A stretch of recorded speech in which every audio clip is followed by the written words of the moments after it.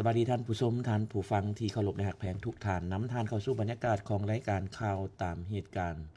ทางวิทยุกระจายเสียงแห่งชาติลาวรายการพวกเขามีเสนอให้ท่านรับฟังเป็นประจำอาทิตย์หนึ่งก็7มื้อพบกัน7มื้อเนาะบ่มีวันเสาร์วันอาทิตย์6:30 7โมงขอบใจน้ำสถานีวิทยุบรรดาแขวงบรรดาเมืองและระบบโทรโคมทุกท้องถิ่นที่ได้ถ่ายทอดรายการของพวกเขาโดยเฉพาะเป็นระบบเสียงออกอากาศให้เพื่อนบริการอยู่ท้องถิ่นของทานได้รับฟังอย่างทั่วถึงกันมาณโอกาสนี้รายการพวกเขามีทั้งภาพทั้งเสียง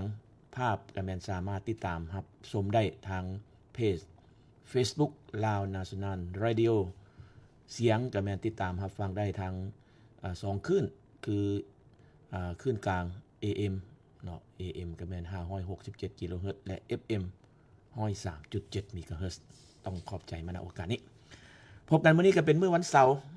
เป็นมื้อพักผ่อนทางราชการวันเสาร์วันที่23พฤษภาคม2026ก็เชื่อแน่ว่าหลายคนก็คงจะมีแผนเป็นการออกไปเล่นไปเที่ยวไปฮวดไปสวนไปยามพี่ยามน้องเดินทางแน่นอนมื้อนี้นะฉะนั้นการใช้รถใช้ถนนให้มีความระมัดระวังฝนตกลงมาทางมืนทางจื้นแน่โดยเฉพาะขึ้นภาคเหนือทางขดทางเลี้ยวเป็นเฮลเป็น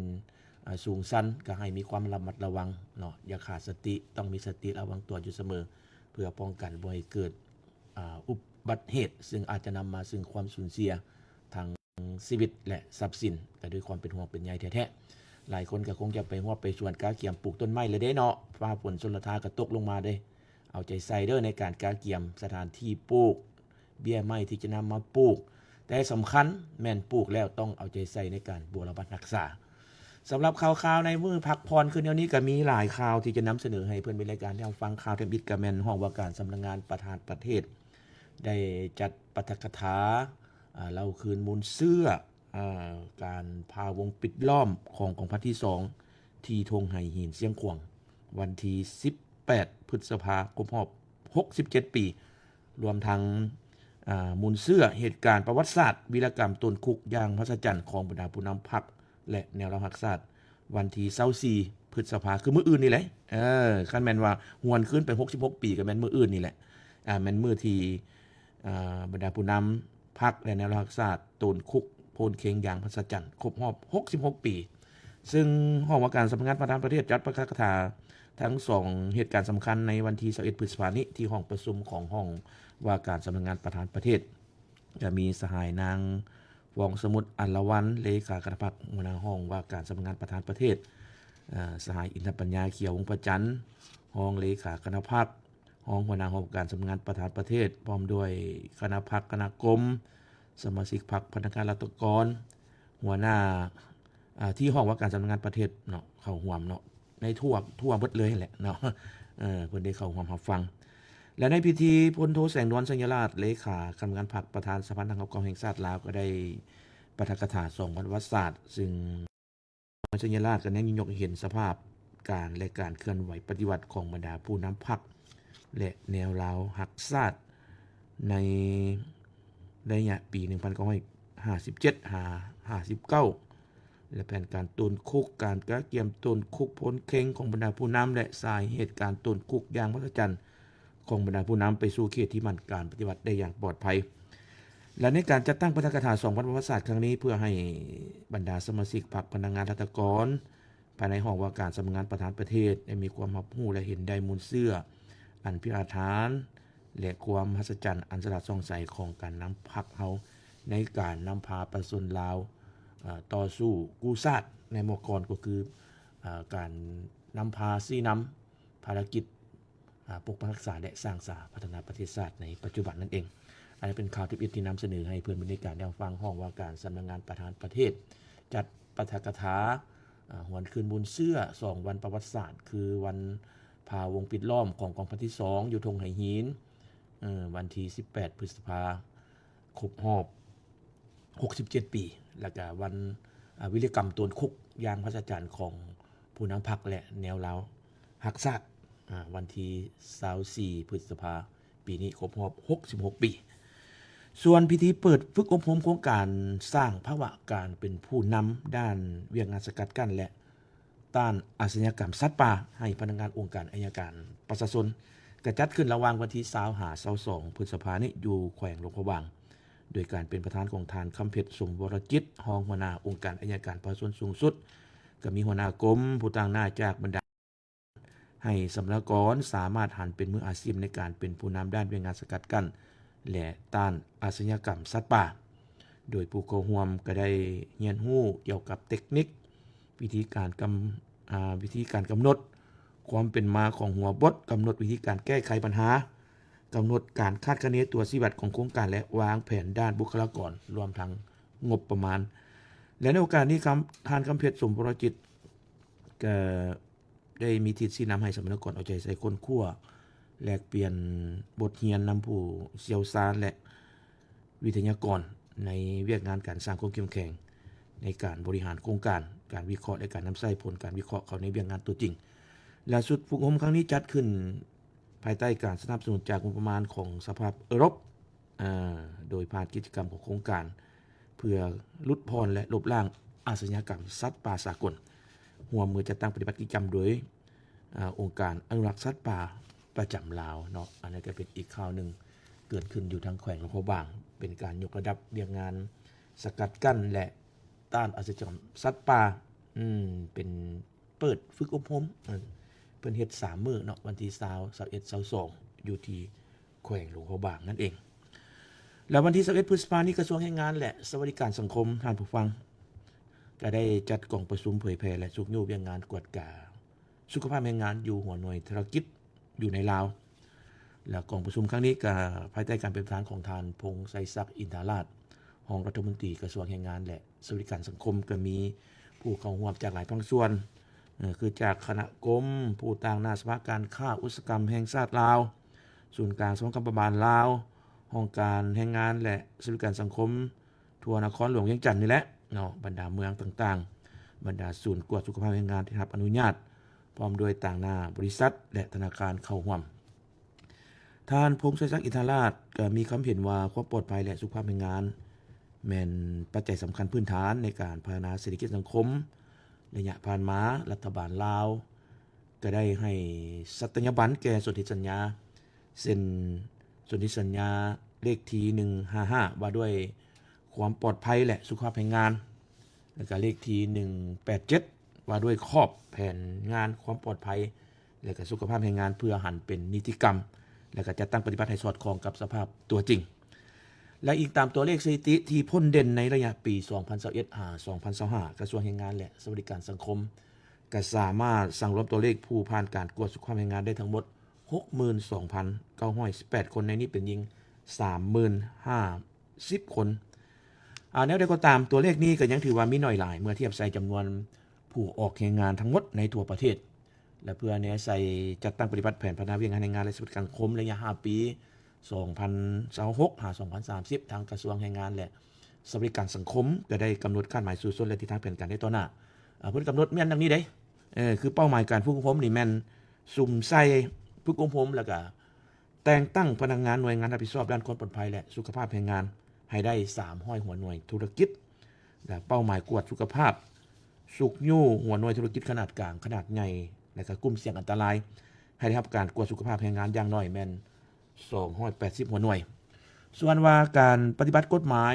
ผู้แรงงานทุกคนในทั่วหัวหน่วยธุรกิจและโครงการต่างๆต้องได้รับการกวดสุขภาพประจำปีอย่างน้อย1ครั้งต่อปีการร่วมมือ3ฝ่ายก็เรียกร้องให้ผู้ช่วยเวียกผู้ประกอบการก็มีบริษัทหรือว่าธนาคารและผู้แรงงานเห็นความสำคัญของการกวดสุขภาพเพื่อลดพรค่าใช้จ่ายระยะยาวใช้จ่ายระยะยาวก็หมายความว่าแนวใดเจ็บเป็นได้เนาะเจ็บเป็นก็บ่ฮู้ว่าสิเกิดแนวใดอุบัติเหตุแรงงานต่างๆมันก็ต้องได้ปิ่นปัวแล้วก็ป้องกันพยาธิอาชีพยกสูงคุณภาพศูนย์กวดบรรดาศูนย์กวดสุขภาพต้องได้รับอนุญาตต้องยกสูงคุณภาพเก็บกำและรายงานตัวเลขอย่างเป็นระบบให้ภาครัฐอย่างเป็นปกติและตอนท้ายประธานกองประชุมคือทานพงษ์ไสศักดิ์อินทาราชเพิ่นก็เรียกร้องให้ทุกภาคส่วนทั้งภาครัฐภาคเอกชนรวมทั้งสภาการค้าทั้งกรรมบาลห้องการแรงงานและสวัสดิการสังคมเมืองบรรดาบริษัทธนาคารและศูนย์กวดสุขภาพแรงงานจงพร้อมกันเอาใจใส่ผันขยายและเฮ็ดหน้าที่วิชาเฉพาะของตนอย่างเข้มงวดเพื่อประกันให้ เวียกงานความปลอดภัยและสุขภาพแรงงานอยู่ในลาวนี่มีประสิทธิภาพสูงขึ้นในต่อหน้าอันนี้ก็แม่นกระทรวงแรงงานและสวัสดิการสังคมจัดกองประชุมเผยแพร่และสุขโยเวียกงานกวดกาสุขภาพแรงงานอยู่หัวหน่วยธุรกิจอยู่ในลาวนั่นเองขณะนี้ท่านผู้มีเกียรติติดตามครับชมรับฟังรายการข่าวตามเหตุการณ์จากวิทยุกระจายเสียงแห่งชาติลาวรายการพวกเขาก็มีเสนอให้ท่านได้รับชมรับฟังเป็นประจำอาทิตย์นึงก็7มื้อพบกัน7มื้อเนาะ 6:30 7 โมงปัจจุบันนี้พวกเขาได้ปรับปรุงการดำเนินรายการข่าวตามเหตุการณ์ให้มันมีทั้งภาพทั้งเสียงก็เฮ็ดมานี่เกือบได้ฮอด10 เดือนละเนาะฉะนั้นต้องขอบใจนำเพิ่นมีรายการหลายท่านที่ได้รับชมแล้วก็รับฟังรายการของพวกเขาแล้วก็ส่งคำคิดคำเห็นเข้ามาพวกเขาก็ถือว่าเป็นข้อมูลเป็นบอนอิงให้แก่พวกเขานั้นจะนำเอามาปรับปรุงการดำเนินรายการข่าวตามเหตุการณ์นี้ให้มีคุณภาพมีเนื้อหาสาระแล้วก็ให้ชมกับสื่อรายการแท้ๆเนาะข่าวตามเหตุการณ์นำเสนอข่าวก็ต้องทันเหตุการณ์เนาะอันนี้พวกเขาต้องขอบใจมาณโอกาสนี้ก็เป็นหวังว่าคงจะสืบต่อได้รับข้อมูลข่าวสารหรือว่าคำคิดคำเห็นจากทุกๆท่านในอนาคตเติมอีกเพื่อให้พวกเขาได้นำมาเป็นข้อมูลในการปรับปรุงการดำเนินรายการให้ดีขึ้นไปอีกข่าวนึงข่าวนี้แม่นทางกลุ่มตำรวจเศรษฐกิจก็ได้สมทบกับกลุ่มพัวพันต่างประเทศห้องว่าการกระทรวงป้องกันความสงบก็ได้มอบตัวผู้ถูกหาหลอกลวงทางโทรคมหรือว่าแก๊งคอลเซ็นเตอร์นี่แหละสัญชาติไทยจำนวน307คนยิง170คนให้ทางการไทยกลับไปดำเนินคดีตามระเบียบกฎหมายอยู่ประเทศไทยซึ่งจัดขึ้นในวันที่21 พฤษภาคมนี้อยู่ด่านสากลขัวมิตรภาพลาวไทย1นครเวียงจันทน์หนองคายก็มีพันเอกทองเวียงไซยะจันทร์รองหัวหน้ากลุ่มตำรวจเศรษฐกิจและพันเอกกฤษดากรกินเกษรห้องผู้บังคับการกวดคนเข้าออกเมือง4ประเทศห้องผู้บังคับการกวดคนเข้าออกเมือง4เนาะของไทยบ่เป็น4ประเทศได้ของมันของไทยแต่ว่ามันเป็นเขต4แล้วเนาะพร้อมด้วยคณะพิสอบทั้ง2ฝ่ายเข้าร่วมและผู้ถูกหาที่ถูกส่งตัวกลับคืนประเทศครั้งนี้มันถูกกักตัวได้ในวันที่11 พฤษภาคม 2026อยู่นครหลวงเวียงจันทน์ซึ่งได้ให้บริการตอบแชทเว็บพนันออนไลน์จำนวน251คนหญิง112คนและพบเห็นอุปกรณ์ที่นำใช้ในการเคลื่อนไหวกระทำผิดประกอบมีคอมพิวเตอร์โน้ตบุ๊ก155เครื่องจอคอมพิวเตอร์ตั้งโต๊ะ23จอเคสความจำคอม9เครื่องโทรศัพท์มือถือ419หน่วยและในวันที่12 พฤษภาคมนี้เจ้าหน้าที่สามารถจับตัวได้อยู่สถานพักเซาแห่งหนึ่งในนครหลวงเวียงจันทน์และอีก56คนหญิง28คนและพบเห็นอุปกรณ์ที่นำใช้เข้าในการเคลื่อนไหวกระทำผิดตอบแชทเว็บพนันออนไลน์มีจอคอมพิวเตอร์ตั้งโต๊ะ256จอและโทรศัพท์มือถือ56หน่วยการกระทำผิดของพวกเกี่ยวมันผิดต่อระเบียบกฎหมายของลาวเป็นต้นมันผิดต่อประมวลกฎหมายอาญามาตรา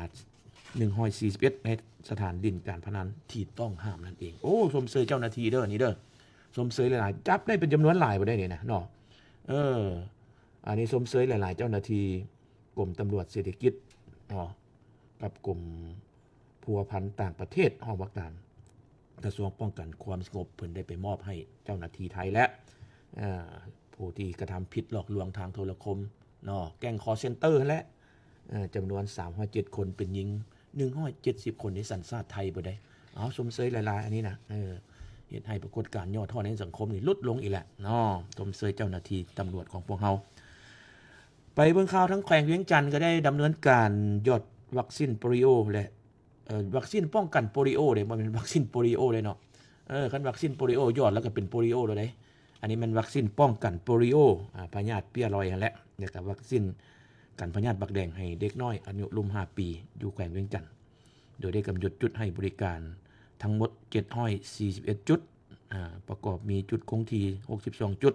จุดเคลื่อนที่ไปกลับ659จุดและจุดเคลื่อนที่นอนแฮมคืน20จุดนอนแฮมคืนก็หมายความว่าอะไรเขตห้างไกลซอกลีกนั่นแหละตัวที่ไปฮอดก็โอ้ยากหลายเส้นทางก็ได้เนาะอันนี้ก็เคยลงไปเก็บกำข่าวนํเจ้าหน้าที่เพิ่นไปยอดยาซักยากันพยาธิโอ้ไปแต่ละบ้านนี่อันนั้นแม่นยุ่งยากหลายฉะนั้นบรรจุดนอนแฮมคืนมี20จุดประกอบมี72ทีมแพทย์ที่ได้ลงให้บริการอยู่ตามบ้านต่างๆในทั่วแขวงโดยแม่นพนักงานแพทย์หมอทั้งหมด216คนการลงเคลื่อนไหวอยู่ขันบ้านนอกนี้ก็มีอาสาสมัครขันบ้าน741คนเป็นผู้ช่วยทีมแพทย์หมอในการค้นหากลุ่มเด็กเป้าหมาย สำหรับการบริการยอดวัคซีนป้องกันพยาธิโปลิโอหรือว่าเปี้ยลอยนี้มันกำหนดอยู่11เมืองทั่วแขวงเวียงจันทน์มีกลุ่มเด็กน้อยแต่0-59 เดือนมีจำนวนทั้งหมดในเป้าหมายนี่มัน45,834 คนผ่านการประตรวจจริงรอบที่ 1เริ่มแต่วันที่2มีนาปีนี้ปฏิบัติได้ 46,126 คนและรอบที่2เริ่มแต่วันที่27เมษายนวันที่10พฤษภาคมนี้ปฏิบัติได้ 47,158 คนและการบริการซักวัคซีนป้องกันพยาธิหมักแดงน้อยบักแดงใหญ่นี่แหละอยู่3เมืองของแขวงเวียงจันทน์คือพลโฮงกาสีเมืองเวียงคำก็มีกลุ่มเด็กน้อยเป้าหมาย59 เดือนมีจำนวนทั้งหมดแม่น 1463 คนสามารถปฏิบัติได้ 1384 คนดร.นางวันเพ็งพันธนาลัยหัวหน้าแผนกสาธารณสุขแขวงเวียงจันทน์ก็ให้สัมภาษณ์ในวันที่20พฤษภาคมนี้ว่าผลสำเร็จที่ญาติมาได้ก็ย้อนกันน้ำทุกขันเอาใจใส่นำพานซี่น้ำและเห็นได้ความสำคัญของงานยอดยาและซักยาป้องกันพยาธิทุกคะแนนการอ้อมข้างแขวงขันเมืองขันบ้านก็มีส่วนร่วมเป็นเจ้าการปลุกระดมให้ความรู้แก่ชุมชนอย่างเป็นขบวนบรรดาเมืองก็มีความเกี่ยมพร้อมทางด้านบุคลากรอุปกรณ์รับใช้ต่างๆแล้วก็มีข้อมูลบัญชีรายชื่อกลุ่มเป้าหมายอยู่แต่ละบ้านอย่างละเอียดทีมงานแพทย์หมอทุกขั้นก็ได้เอาใจใส่ลงเคลื่อนไหวให้การบริการอย่างทั่วถึงแล้วก็อำนาจการปกครองหรือว่าองค์การปกครองท้องถิ่นก็ให้ความร่วมมือเป็นอย่างดีโดยเฉพาะอาสาสมัครขันบ้านได้ประกอบส่วนนำพา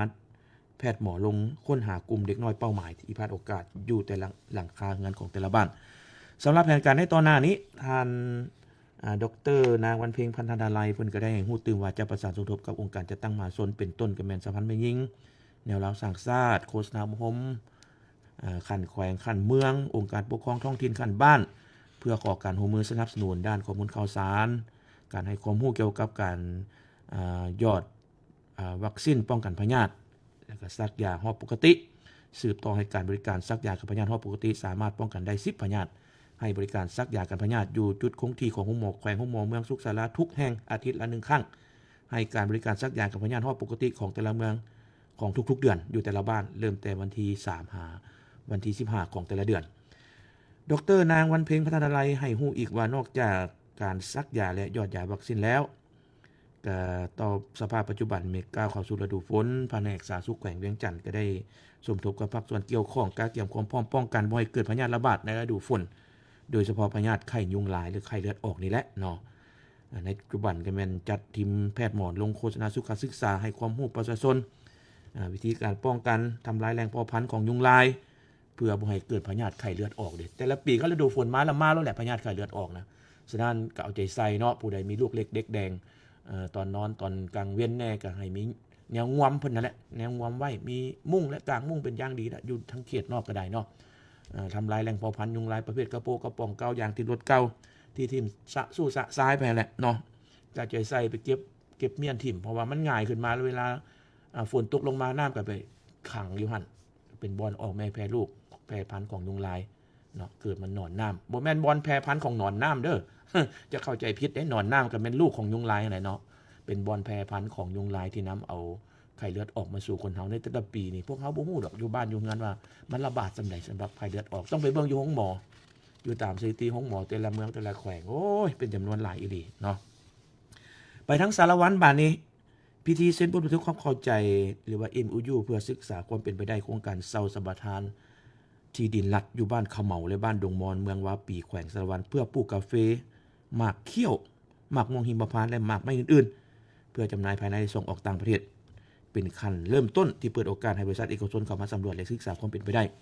การเซาหรือสัมปทานที่ดินของรัฐเป็นการเกี่ยมความพร้อมขั้นต้นเพื่อเปลี่ยนดินรัฐให้กลายเป็นสถานการผลิตกสิกรรมขนาดใหญ่ที่จะช่วยยกระดับเศรษฐกิจของเมืองก็คือของแขวงให้เติบใหญ่ทางได้ขออนุญาตเข้ากวดกาคุณภาพของดินสภาพดินฟ้าอากาศแหล่งน้ำและด้านผลกระทบต่างๆก่อนจะมีการเซ็นสัญญาสัมปทานในขั้นตอนต่อไปโครงการนี้จุดประสงค์ก็เพื่อพัฒนาการผลิตกสิกรรมเป็นสินค้าศึกษาความเหมาะสมในการนำใช้เนื้อที่ดินโดยเฉพาะเป็นดินของรัฐนี่แหละเพื่อปลูกเพื่อเศรษฐกิจที่มีมูลค่าสูงเป็นต้นกาแฟหมากเขี้ยวนี่ก็สิฮู้ได้เนาะผู้เฒ่าเอามาใส่เขี้ยวหมากนะแล้วก็หมากม่วงหิมพานต์และหมากไม้อื่นๆโดยเบื้องต้นเป็นเน้นใส่ผลิตเพื่อสนองและก็ จำหน่ายภายในประเทศและก้าวไปสู่การยกระดับเพื่อส่งออกหมากไม้ไปต่างประเทศโครงการนี้จะสร้างเงื่อนไขประชาชนในเขตท้องถิ่นมีเวียกเขตงานทำถ้าผลการศึกษาสำรวจผ่านและได้รับการจัดตั้งปฏิบัติก็จะเป็นเงื่อนไขสร้างรายได้จากการเป็นแรงงานหรือว่าการร่วมมือปลูกช่วยลดพรการยกย้ายแรงงานการเคลื่อนย้ายแรงงานไปบอนอื่นเนาะไปเอาแรงงานอยู่ต่างประเทศแบบผิดกฎหมายและแห้งบ่ควรอันนี้นะซึ่งเริ่มลงมือสำรวจนับแต่มือลงลายเซ็นบทบันทึกเป็นต้นไปกำหนดระยะ6เดือนและพิธีเซ็นบันทึกความเข้าใจจัดขึ้นในวันที่19พฤษภาคมนี้ที่แขวงสารวัตรระหว่างองค์การปกครองแขวงต่างหน้าโดยทานนางวิไลพรด้วงปัญญาห้องการคณะกรรมการส่งเสริมและคุ้มครองการลงทุนขั้นแขวงท่านวิไลศักดิ์พรหมภักดีห้องหัวหน้าแผนกกสิกรรมและสิ่งแวดล้อมแขวงท่านธินกรแสงอุทัยประธานคณะกรรมการปกครองเมืองวาปีและฝ่ายบริษัทเซ็นโดยท่านโฮจองเฮียนประธานบริษัทลาวเวียดคิวที่จำกัดผู้เดียวท่านเหงียนเวียดแองประธานบริษัทลาวเวียด HN จำกัดผู้เดียวโดยการให้เกียรติของความของท่านประดื่มพรสุนทนีประธานคณะกรรมการปกครองแขวงสารวัตรพร้อมด้วยภาคส่วนที่เกี่ยวข้องเข้าร่วมเป็นสักขีพยานนั่นเองอันนี้ก็เป็นอีกข่าวหนึ่งแขวงสารวัตรก็ได้อนุมัติให้2บริษัทสำรวจความเป็นไปได้ในการปลูกให้ไม่ให้มากเลยแหละในการเซาเนื้อที่ดินลัดอยู่บ้านขเหมาและบ้านดงมอนเมืองวาปีแขวงสารวัตรเนาะอีกข่าวหนึ่งเกิดขึ้นระหว่างวันที่17-19พฤษภาคมนี้ทีมงานภาคสนามของโครงการเก็บกู้ระเบิดแห่งชาติประจำแขวงอัตตปือโดยได้รับการสนับสนุนจากรัฐบาลสหรัฐอเมริกาผ่านบริษัทเทสทาเทคได้สำเร็จการทำลายระเบิดใหญ่ประเภท MK82 น้ำหนัก500 ปอนด์หรือประมาณลายกว่า216 กิโลกรัมจำนวน3หน่วยอยู่บ้านวงละครเมืองโพวงแขวงอัตตปือและก่อนหน้านี้ระเบิดจำนวนนี้ได้ถูกค้นพบอยู่ในส่วนบรรต้นของทานฮัตซึ่งเป็นเจ้าของที่ดินและประชาชนบ้านวงละครและภายหลังลงสำรวจพิสูจน์ประเภทระเบิดของเจ้าหน้าที่เกี่ยวข้องและโดยเฉพาะเจ้าหน้าที่เก็บกู้ระเบิดนี่แหละก็ได้วางแผนทำลายและทีมงานคณะกรรมการเก็บกู้ระเบิดประจำแขวงอัตตปือก็ได้ประสานสมทบกับองค์การปกครองท้องถิ่นและก็แจ้งให้ประชาชนรับทราบต่อการทำลายระเบิดครั้งนี้และผ่านการประเมินทางด้านวิชาการและการรับประกันความปลอดภัยให้แก่ชุมชนทีมงานภาคสนามก็ได้เคลื่อนย้ายระเบิดออกจากจุดพบเห็นเพื่อนำไปทำลายอยู่จุดที่มีความปลอดภัยห่างออกจากชุมชนประมาณ1 กิโลเมตรครึ่งเนาะซึ่งการทำลายครั้งนี้มันดำเนินไปด้วยดีโดยนำใช้เทคนิคการทำลายแบบแห้งต่ำและก็สำเร็จรุ่ล่วงไปด้วยตามเทคนิควิชาการมีความปลอดภัยทุกประการอันนี้ก็เป็นอีกข่าวหนึ่งเนาะเป็นการทำลายระเบิดที่ตกข้างในปังสงครามยูลาวนั่นแหละอยู่ลาวนี่มันได้รับผลกระทบนักจากระเบิดตกข้างที่ฝั่งดินมาแต่ปังสงครามพวกนั้นเนาะที่ถูกทิ่มระเบิดใส่เนี่ยจำนวนหลายอีหลีโดยเฉพาะมันระเบิดประเภทระเบิดลูกวานหรือว่าบอมบี้แหละเนาะนี่ตกข้างอันนี้มันระเบิดใหญ่ได้นี่ MK82 นี่น้ำหนักหลายกว่า226 กิโลกรัมพวกนั้นเนาะเอากระสมเสยเจ้าหน้าที่ภาคสนามอยู่ทางแขวงอัตตปือเจ้าหน้าที่เก็บกู้ระเบิดก็ได้เวลาก็ยังเหลือบ่หลายไปฟังข่าวจากท้องถิ่นข่าวนี้เกิดขึ้นอยู่ทั้งแขวงอุดมไซกองประชุมสุขยุยังงานกวดกับผักกวดการลัดหอบด้านประจำปี2026ของกองบัญชาการป้องกันความสงบแขวงอุดมไซจัดขึ้นในกลางเดือนพฤษภาคมนี้อยู่สโมสรกองบัญชาการป้องกันความสงบแขวงก็มีภาคส่วนเกี่ยวข้องเข้าร่วมนักข่าวแขวงอุดมไซมีรายงานพันเอกบุญเพ็งสันทลาพรรองกองบัญชาการป้องกันความสงบแขวงได้รายงานสภาพโดยย่อให้ฮู้ว่าระยะผ่านมาคณะพักคณะบัญชาคณะกวดกาแต่ละและการก่อสร้างพักก่อสร้างกำลังติดพันกับการก่อสร้างหน่วยพักปลอดภัยเข้มแข็งนักแน่นให้หันเข้าสู่คุณภาพเป็นก้าวๆจากนั้นได้มีการโจทย์จิ้มประกอบคำคิดคำเห็นเพื่อเป็นการปรับปรุงยกระดับเวียกงานกวดกาพักกวดกาลัดของกำลังป้องกันความสงบแขวงอุดมไซให้มีความนักแน่นและพ้นเด่นยิ่งขึ้นตอนท้ายของกองประชุมทานวลีจือโดเยงอย่างได้โอ้ลมเน้นหนักให้คณะพักคณะบัญชาจงเพิ่มทวีนำพาซี่นำต่อกับเรียกงานกวดกาผักกวดกาลัดติดพันกับการเคลื่อนไหวป้องกันกำลังอย่างแข็งแรงสุ่มใส่แก้ไขปัญหาโครงข้างให้ก้าวไปสู่การหันเปลี่ยนอย่างตั้งหน้าผู้จำแนกมิตรศัตรูอย่างจะแจ้งเพิ่มทวีเวียกงานการเมืองแนวคิดให้เป็นปกติต่อเนื่องเพิ่มทวีความสามัคคีภายในอย่างนักแน่นสืบต่อสร้างหน่วยผักปลอดภัยเข้มแข็งนักแน่นอย่างบ่หยุดยั้ง น้อยงอนวิไลรายงานจากวิทยุแขวงอุดมไซ จากอุดมไซพวกเขาไปทางเซกองพิธีประกาศสร้างตั้ง3ตาแสงของเมืองละมามแขวงเซกองคือตาแสงเวียงท้องตาแสงตุยตาแสงองค์แก้วจัดขึ้นในกลางเดือนพฤษภาคมนี้ที่สโมสรของเมืองละมามเนาะก็มีภาคส่วนเกี่ยวของของความนักข่าวแขวงเซกองมีรายงานท่านนางคันธลีวันละเบือมห้องหัวหน้าคณะจัดตั้งแขวงได้ขึ้นผ่านข้อตกลงของคณะกรรมการปกครองแขวงว่าด้วยการสั่งตั้งตาแสงเวียงทองขึ้นกับองค์การปกครองเมืองละมามแขวงเซกองซึ่งกำหนดเขตแดนการปกครองของตาแสงเวียงทองประกอบมี14บ้านคือบ้านห้องไหลบ้านโน่นน้องหว่าบ้านโพนบ้านน้องบงบ้านติวบ้านแบงบ้านแกงหลวงบ้านนางยองบ้านปากปูนบ้านปากกะยองบ้านสองคอนบ้านปะหึ่งบ้านตะนึมบ้านทำเด้งใหม่และกำหนดที่ตั้งสำนักงานคณะกรรมการปกครองตาแสงเวียงทองอยู่บ้านโพนตาแสงตุยประกอบมี6บ้านคือบ้านตุยดานบ้านหวยอาวังสร้างบ้านนำเฮียงบ้านกระสังกลางบ้านปะออบ้านปากโทนและกำหนดที่ตั้งสำนักงานตาแสงอยู่บ้านกระสังกลางตาแสงองค์แก้วประกอบมี8บ้านคือบ้านจะวีกบ้านตอกองค์แก้วบ้านปะหึงบ้านจะนำบ้านโพนไผ่บ้านตะอุ่นบ้านนาเวอร์บ้านไก่เงงและกำหนดที่ตั้งสำนักงานตาแสงอยู่บ้านตอกองค์แก้วจากนั้นได้ผ่านมติตกลงของคณะประจำพรรคแขวงว่าด้วยอนุมัติสร้างตั้งองค์คณะพรรคหากฐานทั้ง3ตาแสงตื่มอีกโอกาสเดียวกันนี้ท่านสมเด็จสาลีโพธห้องหัวหน้าคณะจัดตั้งเมืองละมามได้ผ่านข้อตกลงของประธานคณะกรรมการปกครองเมืองว่าด้วยแต่งตั้งประธานและห้องประธาน3ตาแสงในนี้เพชรพรพรหมสอนนักข่าวแขวงเซกองรายงานขอบใจนักข่าวแขวงเซกองรายงานข่าวนี้ฮู้เป็นข่าวสุดท้ายเนาะข่าวนี้มันเกิดขึ้นอยู่ที่ไซสมบูรณ์แผนกยุติธรรมแขวงไซสมบูรณ์ลงเผยแพร่กฎหมายอยู่ค่ายคุมขังการสร้างกองบัญชาการป้องกันความสงบแขวงในวันที่20พฤษภาคมนี้โดยการเป็นประธานของทานนางเพชรสมัยโพไสยวงศ์รองประธานคณะกรรมการปกครองแขวงก็มีภาคส่วนเกี่ยวของของร่วมนักข่าวแขวงไซสมบูรณ์มีรายงานในพิธีคณะรับผิดชอบได้เผยแพร่กฎหมายว่าด้วยการจัดตั้งปฏิบัติคำตัดสินของศาลและรัฐบัญญัติของประธานประเทศแห่งสาธารณรัฐประชาธิปไตยประชาชนลาวว่าด้วยการให้อภัยโทษทางนี้ก็เพื่อเห็นให้ผู้ถูกดัดจางอยู่ค่ายคุมขังได้เข้าใจและรับรู้เกี่ยวกับการกระทำผิดต่อกฎหมายคดีการดำเนินคดีหลักการเงื่อนไขการร้องขออภัยโทษและการปล่อยตัวเพื่อแนใส่จัดตั้งปฏิบัติฝึกฝนล่อหลอมตนเองให้กลายเป็นคนดีมีเงื่อนไขครบถ้วนตามการให้อภัยโทษลดพ้นโทษและปล่อยตัว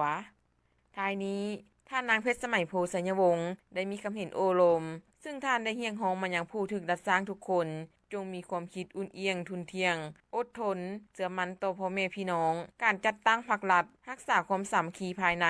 และปฏิบัติกฎระเบียบของค่ายคุมขังดัดสร้างอย่างเข้มงวดบ่ให้มีอคติบ่ดีต่อพ่อแม่พี่น้องและเจ้าหน้าที่พร้อมทั้งตั้งใจฝึกฝนล่อหลอมตนเองเปลี่ยนจากอันเก่าไปสู่อันใหม่ที่ดีกว่าเก่า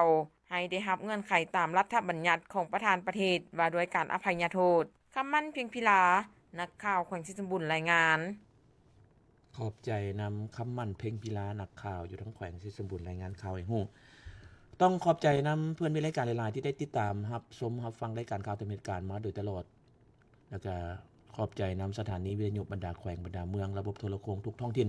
ที่ได้ถ่ายทอดเสียงรายการข่าวตามเหตุการณ์ให้เพื่อนมีรายการอยู่ท้องถิ่นของทางได้รับฟังอย่างทั่วถึงกันมาฮอดนี้เวลารายการก็ใกล้จะหมดลงแล้วอวยไซพรแก่ทุกคนจงมีแต่ความสุขโชคดีประสบผลสำเร็จในหน้าที่เวียกงานทุกประการมวลซืนกับมือพักพรคือแนวนี้วันเสาร์เนาะมื้อนี้ก็ฝากไว้รักษาสุขภาพมีสติระวังตัวในการเดินทางไปมาปองไตเจริญสุขผู้ดำเนินรายการพร้อมด้วยทีมงานข่าวตามเหตุการณ์ทุกคนลาไปก่อนสบายดี